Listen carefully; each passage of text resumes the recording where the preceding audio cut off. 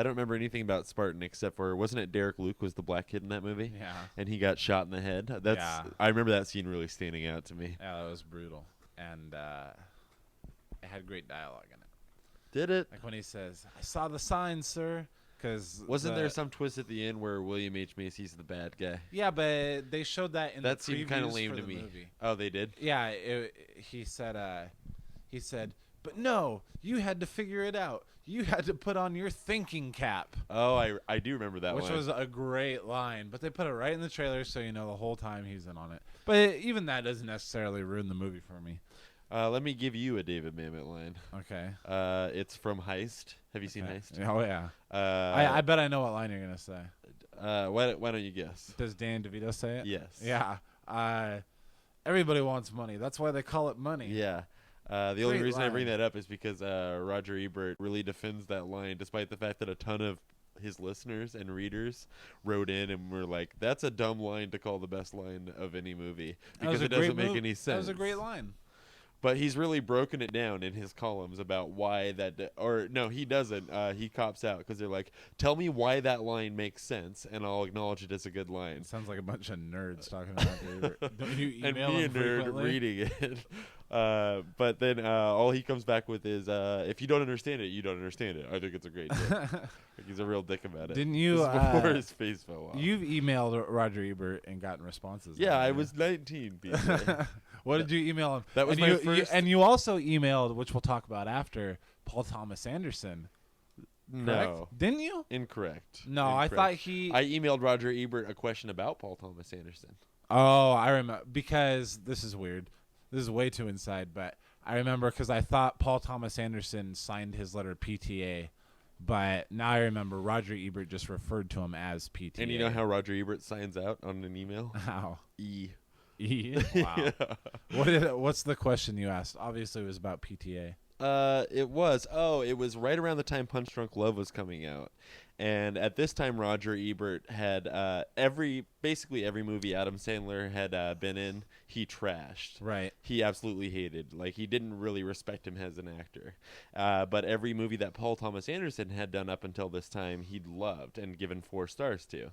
So then I had heard, this is before it had come out, that Adam Sandler was teaming up with Paul Thomas Anderson. And so basically my question was just, how do you feel about that? You have disdain for one and a boner for the other. And so... a well thought out question. Well, I phrased it better at the time. No, I'm serious. Did you have like several? I haven't I'm printed gonna out. email. If I knew we were talking about this, I would have grabbed it. I'm going to email Roger Ebert today. What's the question I want to ask? This is my first office job. This is probably 99 or 2000. And so the internet was really exciting, but there were only so many things to do at the time. Like look at porn and get yelled at by the by the owner? This is the same job, yeah? Yeah, that's the same You talked about it on the show. Oh, I remember my other question to Roger Ebert was, I did too. He responded to both, but neither were actually printed in the column. Oh. So I assume it's personal responses, though. It could have been some intern for all I fucking know. Yeah, a lot of them make sure they always respond to their own. Yeah. But the other question was, Eric Stoltz is known to make cameos in every Cameron Crowe film. What the fuck happened to him? Remember that when did that stop? Almost Famous? Was that Almost Famous? I think it was. Because what was the movie? Jerry Maguire. He was in Jerry Maguire. Yeah. And when we saw Almost Famous, like, we noticed that when we left the theater. I remember talking about it. That was my first question. It's so funny that you asked that. What did he say to that? I lied. He didn't respond to that one. Oh. I was really hoping for a response. I remember I wrote him again, and I thought we'd built a rapport at this time. Eric Stoltz also wasn't in Elizabethtown or he wasn't in Vanilla Sky either. I know, but I looked online, and it's Cameron Crowe's only acknowledgement of it was, oh, yeah, we just have different schedules. Uh-oh, he fucked my wife. He fucked my ugly 80s man wife. Eric, I fucked bet Eric my Stoltz wife. would. Stoltz, yeah. He does seem kind of like a sleazeball. Yeah. The Butterfly he can't Effect pull on 2 the that bitch. went straight to DVD, I think he was in that. Am I What? incorrect? I think I read that. Not as the main guy. No. The same minor role he had in the first one. Was he in the first one? Yeah. I don't remember. I think he played a teacher that was like molesting a student, I want to say. I wouldn't be surprised. That was a Maybe I'm weird-ass thinking of movie. Rules of Attraction. I remember someone at work was so obsessed with the Butterfly Effect, and I saw it, and I had to shit all over him about it. I remember seeing this is a really lame story. Seeing the trailer for the Butterfly Effect before it come out, and I thought that they used "It's Been a While" from Stained. Remember that song? It's been a while. I thought that it was really moving and touching the way that they had pieced that song together Oh, you to liked the trailer. it? Yeah, You liked it? Oh, there's been got a little choked up. There's been movie trailers where like their songs the song in it is so great. I can think of There's Eternal Rent, Sunshine and obviously. Spotless Mind. Really? That was great use of a song. I used to love the trailer for Magnolia. I can't remember how that song went, but Was it an Amy Mann song? Can't She see myself to set the seas. That's, Ba-da, ba-da, yeah, that's a Mabel ba-da, Amy Mann da-da. you're doing, I think. Yeah, yeah. That was a great one. She did most of that soundtrack. Oh, I used to work in the video store when we'd always have to play a DVD. We couldn't watch movies. It was just the same 8 trailers over and over and over again. Oh, I hated that. Yeah, and we'd have it for like 2 months. But the trailer for Man on the Moon with the REM song playing, oh, I'd be so transfixed by that. And you had not seen the movie at this time. No, right? we didn't we see that movie in the theater with Dad? No, I think that was when Mom and Dad had split up and we were moving away from each other, so we were going to cram as many movies as we could into one day. Oh no, that wasn't one of those. Yeah, movies, Man on was the it? Moon, The Talented Mr. Ripley, and Any Given Sunday we saw. yeah, and we saw Galaxy Quest the day before.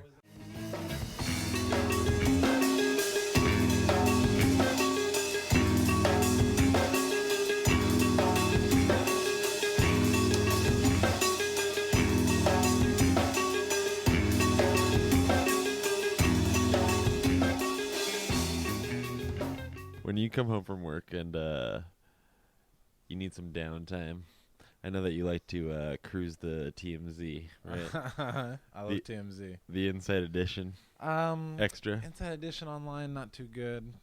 No, TV too. Oh, TV. Yeah. Inside You let Edition. Mario Lopez speak to you 7 p.m. every night, That's right? extra. That's extra. And he just replaced Mark McGrath. I know, I heard. Ugh. Do you watch that show? Occasionally. All right. So what's I know that you're the guy to go to. What's the deal with this Ted Danson thing?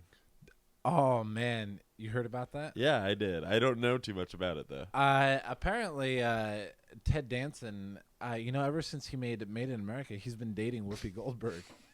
Have you heard that? Yeah, I did hear rumblings. And I remember, like in last week's episode of Animaniacs, they had like a little cartoon version of it. Do you remember that? Yeah, I did. Yeah. Oh man, I can't wait to go to 6th grade tomorrow. This story is from 1993 when I was 11 years old. Yeah, but you've been researching it recently, right? Yeah. We were supposed to have talked about this last time, but Jeff just talked over us the whole time. That's all right. It only gets better with age. No, I had never heard that. I guess we should set it up that we knew the basics, which was I didn't. I had no idea. you didn't know he was in blackface. Ted Danson, when he was dating Whoopi Goldberg, showed up at her Friars Club roast dressed in blackface. Which was televised or not? No. Okay. Unfortunately, as far as I can tell, no. But there are still frames there of are him some in still blackface. frames, and we'll put that on the space. We totally should as Might our change default. up the default picture this week.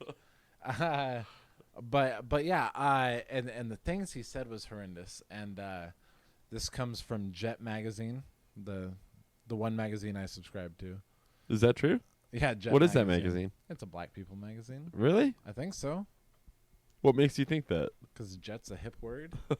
No, it really is. I've seen it before. But Ted Danson's not black, despite his efforts. This is about blackface. This is about. I understand. This was a huge incident. He showed up in blackface at the Friars Club roast. He was loved by America at this point when he did this. What was he thinking? He was coming off of Cheers just Yeah. shortly before, right? Yeah, and the thing is, I've never even heard of it. Like, he really, I don't know. This doesn't seem to be tarnishing him anymore. He's still married Mary Steenburgen. He shows up on Curb. He's hilarious on Curb. I'd rather he married Whoopi Goldberg, but I do remember I around the era of Made in America when they were dating. So he just showed up in blackface, and then what was his defense later that he was making a statement? Well, the great thing about Jet magazine and why it's the #1 magazine I subscribe to is they've got their article online. Okay. And I'll go ahead and read Let's some hear of some that of it, for yeah. you.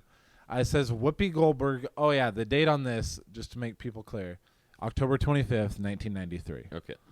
Whoopi Goldberg recently scolded critics who attacked her boyfriend, former Cheers star Ted Danson, as racist for appearing in blackface at a Friars Club roast in her honor, saying they should have expected tasteless, vulgar humor. That's true. You do expect that from a roast, Yeah. at least in this day and age. I don't Yeah. know about 93. Yeah. To diffuse the firestorm of controversy generated by Ted Danson's appearance in blackface at the Friars Club roasting of her, Goldberg is urging the public to remember that those roasts are traditionally X-rated affairs with no-holds-barred comments. Miss Goldberg told Jet, "Many people who come to the roast were unfamiliar with the Friars Club. I thought everyone knew the definition of a roast. You char that person." Their face. "You talk about them, their mother, father, etc. Everything is fair game. Apparently, there were people who were uncomfortable with what to expect. Some of them have not been to a roast before." Now, again, this is her defending Ted Danson showing up in blackface. And we'll get to the jokes he told. There's a lot of N-word in that, folks. Okay, I don't doubt it, but have you not seen blackface work for comedy before? Have you not seen Rewind, it was Bamboozled? funny. Spike Lee. This was Be too Kind far. Rewind. There was blackface in that. Yeah, Jack Black had a hilarious blackface scene in it. And I guess the obvious one that I just thought of now is Robert Downey Jr. now in Tropic Thunder. Yeah, that's not black. What- That's not the way this is blackface. What about C. Thomas Howell, Soul Man? That's not the same. Those are. There's one other at one least that the I've C. tried to Thomas think Howell of. one is highly offensive in some way. I don't know. Wasn't there also an Anthony Hopkins movie based on a book where he The Human Stain. Yes, He was really came a out black as a guy. black man, and he does not. I don't buy that for a minute. I think I would rather watch Soul Man than that. Okay. She said that she and Danson, who have been the subjects of much media speculation because they are often seen together, decided to play on some of the nasty letters and comments their relationship had elicited. We've gotten so a lot they are of. trying to make a statement. That's what they say after the fact. After America. What hates else would the them. reason be? I mean, I guess for shock value.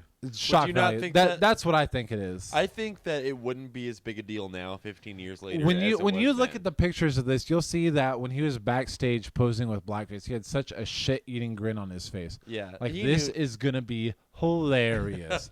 And Whoopi Goldberg, she already said she wrote all the material for him. Like, But like you said, it's not like they didn't bounce back from this. She doesn't host the Oscars anymore, but he's got Right. Becker under his belt. but it seems that here in '93, it was a really big deal. Yeah. Whoopi says, "We've gotten a lot of hate mail. He's been called a nigger lover, and people have said that if we had a kid, they hoped he or she would die. We decided to go over the top with it.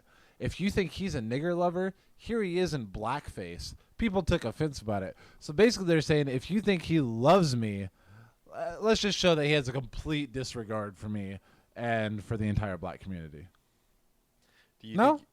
Think, do you think it would have been Let's more ask Maria Lopez. or less controversial if she had shown up in whiteface? Much less controversial. Why? She's on The View now.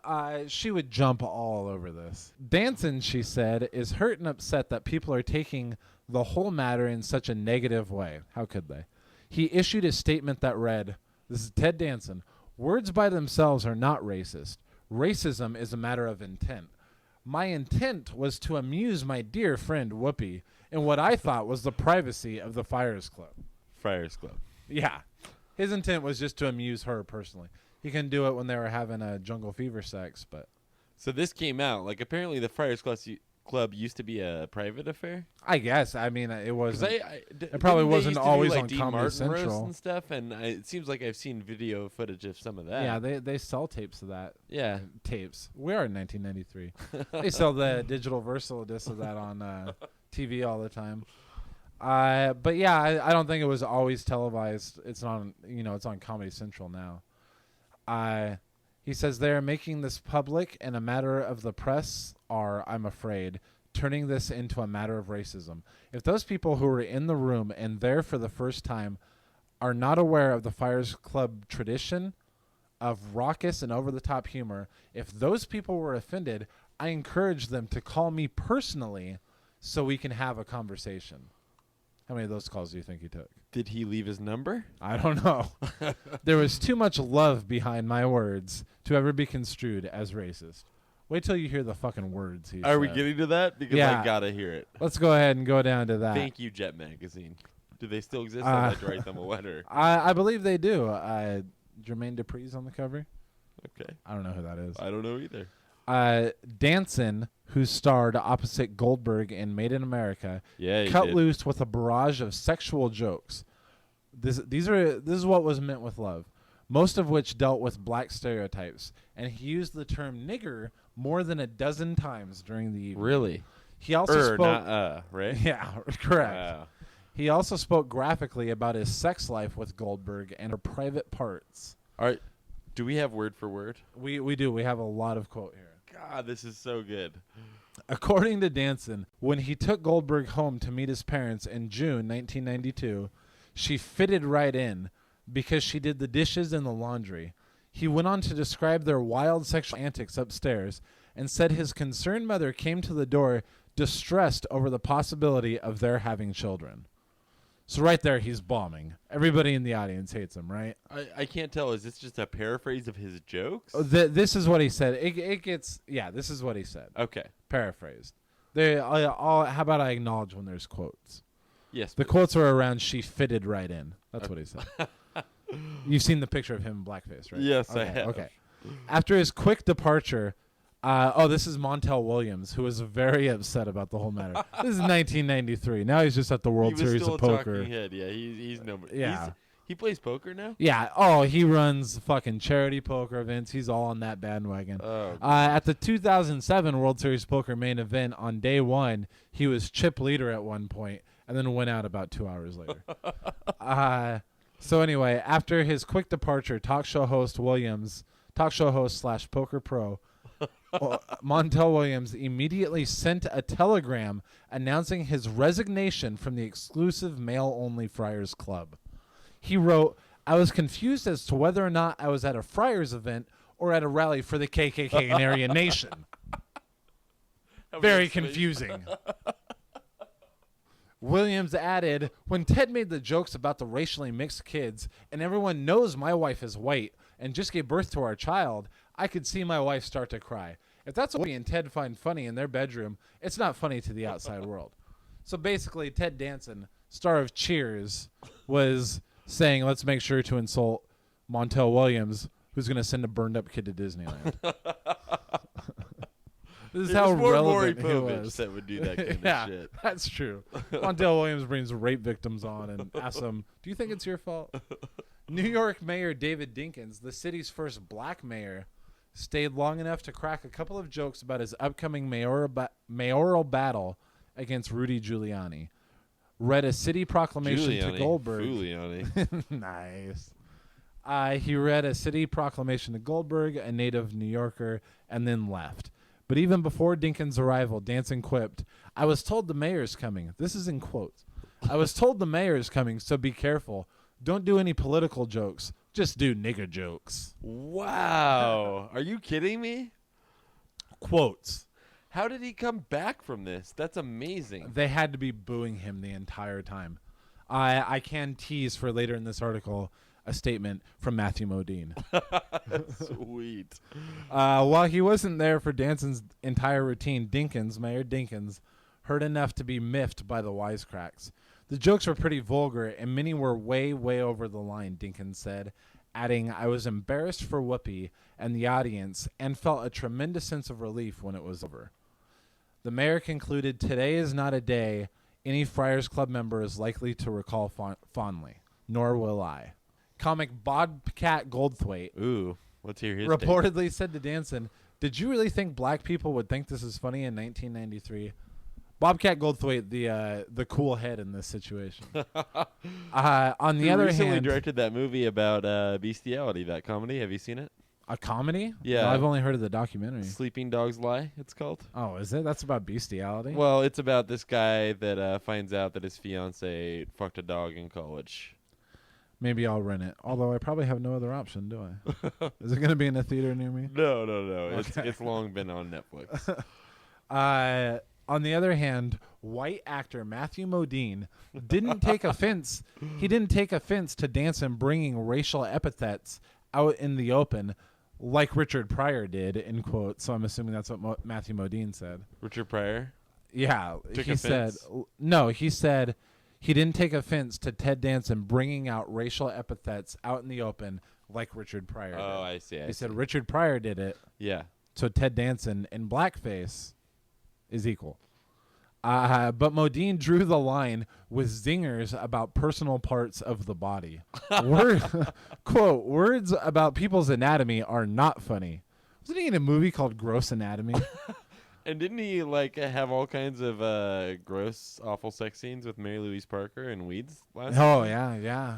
He was looking at female anatomy. Yeah. Words about people's anatomy are not funny. It was totally offensive. I've never been to something I'll bet like he this. uses the word cunt in Weeds. Oh, yeah, I guarantee it. He's grown. He's that kind of yeah. Now he was gets still it. Now like he gets semi-relevant to where like they would actually quote him in a magazine. it. Well, he was still being invited to Friars Club roast. Cutthroat Island was right around the corner. Was that real? I I always thought that was Carrie Elwes, but I think you're right. I think it is Matthew Modine. You're right. So for Danson's finale, a waiter brought out a tray of watermelons, which Danson wolfed down. I do believe I remember you saying, "I dare you," as Goldberg rolled with laughter. So what I get from this is by this time the audience is disgusted, and now him and Whoopi Goldberg are just having a personal exchange. Yeah. He's saying, In "I his remember defense- you saying, I dare you." And then when Goldberg got her chance, it's just very obvious that the and audience she's laughing, hated so them. like as offended as they are, I like, think she's his laughing defense while the audience is she's groaning. black and Yeah, we she's can do obviously this. behind it. Yeah. And she wrote the jokes. Okay, so everything's Breaking Bad, and then let's see, Whoopi Goldberg goes up. When Goldberg got her chance for rebuttal at the end of the X-rated evening, she opened with, this is a quote, "Nigger, nigger, nigger, whitey, whitey, whitey." It takes a whole lot of courage to come out in blackface in front of 3,000 people. She stated emphatically, "I don't care if you don't like it, I do." She said those who lashed out at Danson should have been familiar with the private club's 89-year history of ribald roasts and expected jokes to focus on sex, gender, bodily functions, religion, and race. Wow. So instead of telling her own jokes, she's just Defending her boyfriend. yeah, she's got to make up for all this. Do you think that when he's applying the blackface makeup, like when they're in the hotel room and they're like, ha ha ha, do you really think that they think it's going to go over well, or are they just doing this to be a blur? It said in the article, I don't know if I read it, but she not only wrote his jokes but hired the makeup artist to do it. Yeah, in those pictures that we have, he's just got a big ass grin on his face, like this is going to go so well. Yeah. So they just convinced themselves. And it just went, so horribly. I'm just wondering how surprised they were that this I would have wish happened. this was on tape. I really wish I could watch this. The Friars Club, which has more than 1,300 members, issued a public apology for the event. Friars Club Dean Jackie Green released a statement after the event, stating that the group was saddened by the racially offensive nature of some of the material used by Danson during the evening. Blah, blah, blah. They apologized to Mayor Dinkins himself. I'm the first black thinking, mayor. like, it wouldn't seem that outrageous to me now in 2008 to see somebody appear in blackface professing themselves as Ted Danson on a new roast. Like, times have changed. Like, don't you think? Like, I don't know. Really? I don't know. Stella did a joke where they all were in Stella's was disguise in great. blackface, and Yeah. that was funny. That's true. I think it's more in what he was saying. These horribly offensive jokes he was saying. It was just it seemed to be not a good idea. Okay. If I was on their team at 11 years old, I would have told them, maybe don't do this. I support Ted Danson. I'm going to take his side on this one because I can't get the bumper sticker off my car.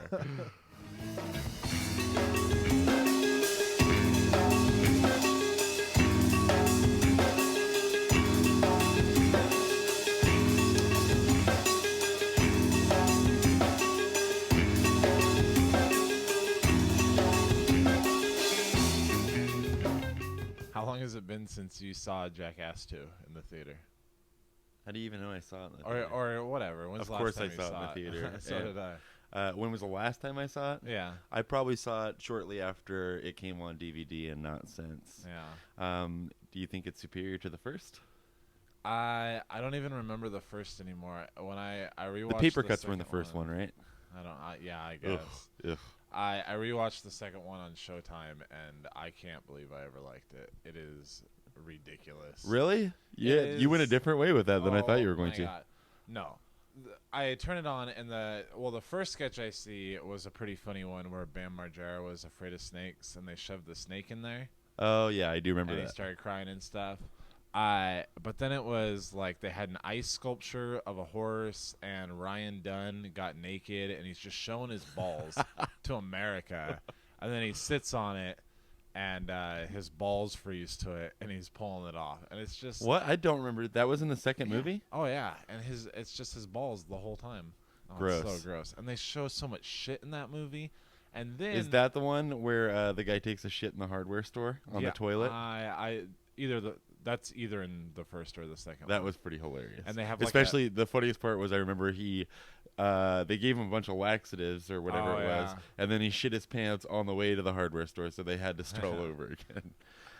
But then the next bit was full on showing two horses fuck, a guy guiding the huge horse cock into another horse, a whole horse sex scene, and then they all stood around and drank the cum.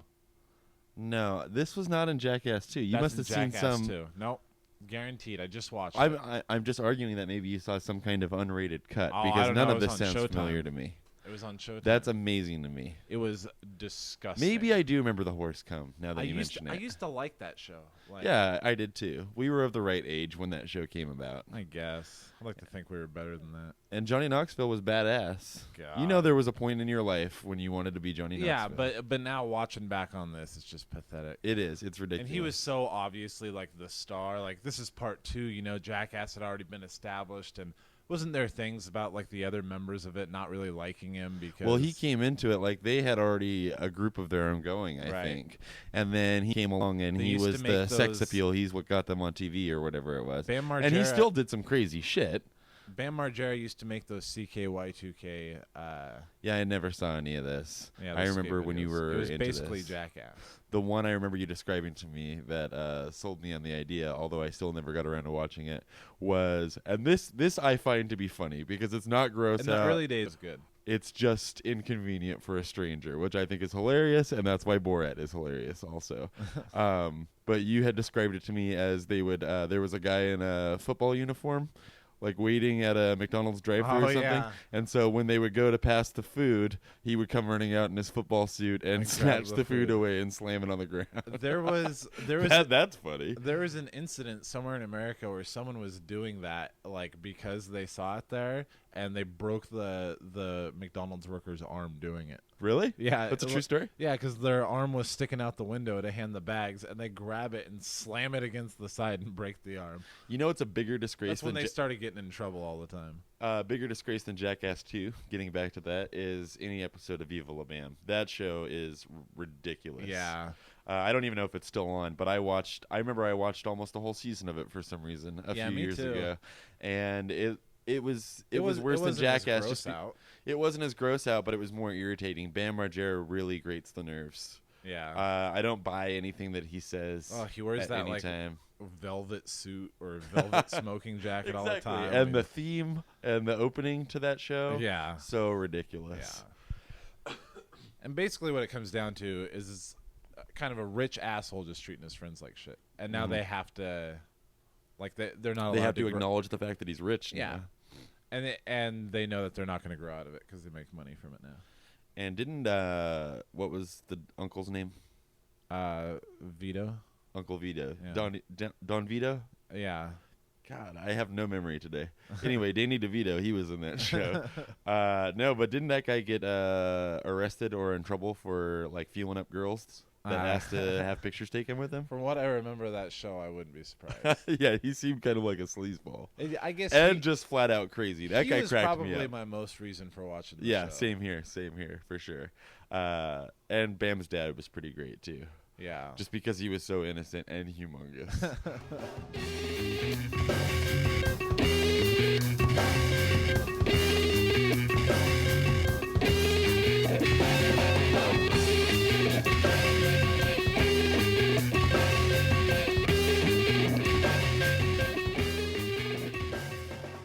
think it's important for people to know. According to the Wii Fit, you're a fat asshole. Is that right? I'm not even obese. I'm overweight. Oh, yeah, overweight.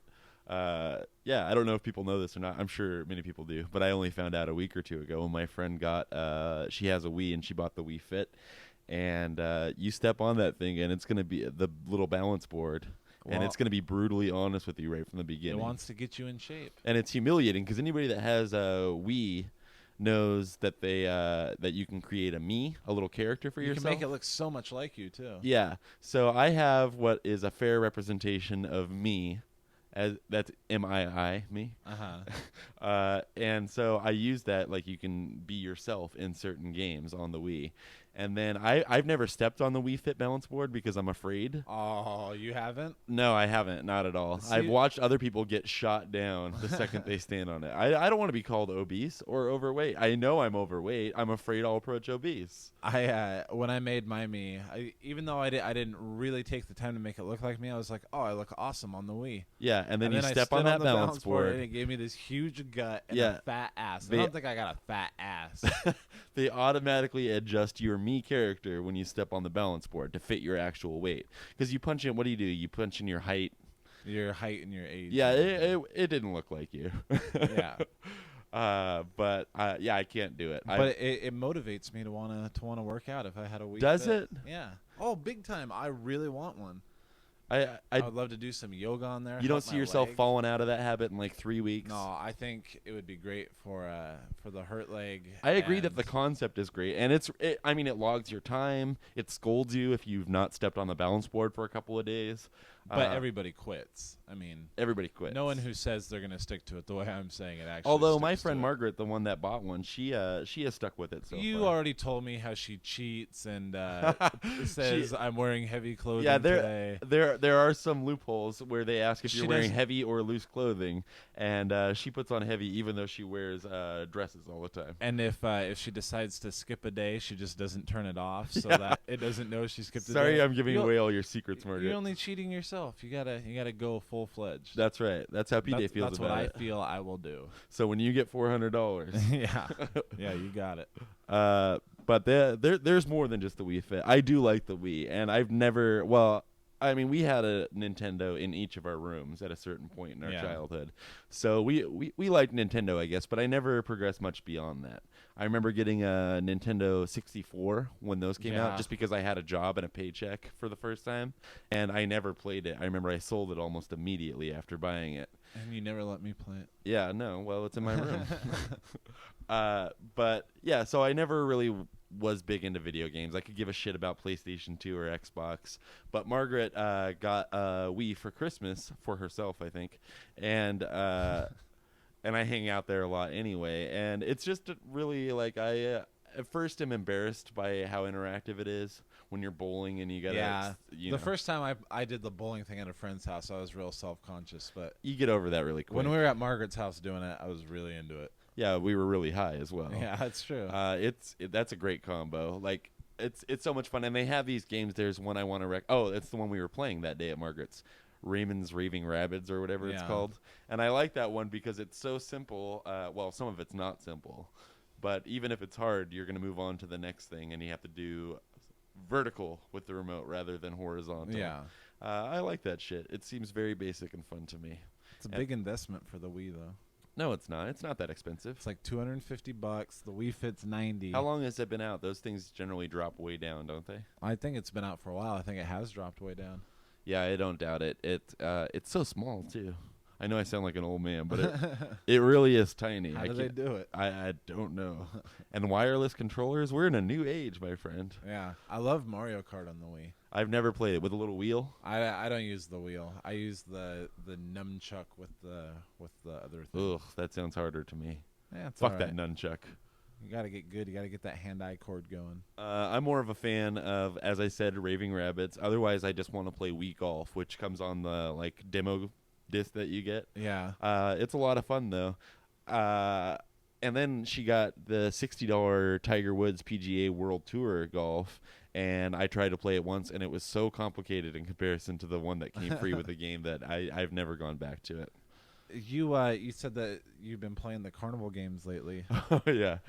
That's the thing is that's another one where it's just a game you buy, and then there are a ton of little games designed basically for little kids. Do you think it'll help your real carnival game skills? Well, see, I was wondering that because she bought this carnival game, so like it's got everything. It's got you're pretending to do the ring toss, and there's skee ball, and knocking over the milk bottles with the baseball. I gotta say, when we went to the fair, you did pretty good at skee ball. Yeah. You got one in the 1,000 hole. Well, that was a fluke. Did you see every score I made prior to that? I did not. But yeah, so I thought it would translate. Like I'm playing this interactive carnival games on this stupid Wii, and but I didn't want to put the money into it. I played skee ball. That was fun just because I had a ton of quarters anyway. When we went to the fair, I spent money like an asshole on those games. The fucking machine BB gun trying to shoot the star out. You're never going to win that. I dropped $12 on that. I was so close. You know what was especially funny, I thought, was after you dropped your $800th on that game. $12 I spent. And then I see the guy next to you, and he just won the huge one. Did you see that? Yeah, I saw that. They're unpacking it for him. He walks off with it. I was victory. Damn close. Speaking of victory and the fair, we sat in the bingo tent. Yeah. And I had never done that before. I mean, I've played bingo, but never competitively for like actual prizes. And I won, and it was a huge deal. I only spent $4, and I didn't make funny with my bingo, which apparently was a big problem for you. Well, I don't know how you make that funny. We decided if you get bingo, you have to yell it really funny. And what did I do? I was just so... You were just so excited, and it seemed like you were so afraid that somebody else was going to yell first. Well, even though if two people get a bingo, you share the prize. I don't play bingo often, but it is a very intense game because, first of all, they were reading the numbers off too fast, I thought. Yeah. I had 3 boards I was They're doing it all day. They're like, come on. Yeah. But it's really intense because you are worried. There were only 8 other people in the tent, but I'm still like, oh, God, I'm so close and on so many levels.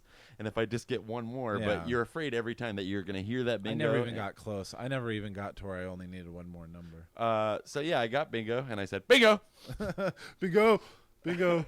And they give you this little certificate, and you go up there, and they have a whole wall of the most random shit ever. Which from far away looked like good shit. Yeah, there was a guitar up there, but I wasn't going to mess with that. It looked real cheap and stupid. There was a vice grip that you asked, is that a crossbow? From far away, it looked like a crossbow. I was being very idealistic, and then I got closer, and it was like, oh, great, 2-ply toilet paper.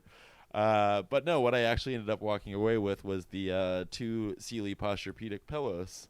My pillows are shit right now, so I was really excited to get those for $4. I was disappointed you didn't get the glow-in-the-dark sign of a car, picture of a car with neon-colored wheels. Dad has have you been in Dad's little office in his house? Yeah. Have you seen that lamp that's shaped like a Corvette, and when you turn it on, it also roars an engine? When he gave me the tour, he was like, look at this. I know, he was so excited to show it to me. And it's pretty awesome. Yeah. I've got one on layaway. You know, when I open a checking account at the bank, I'll get one too.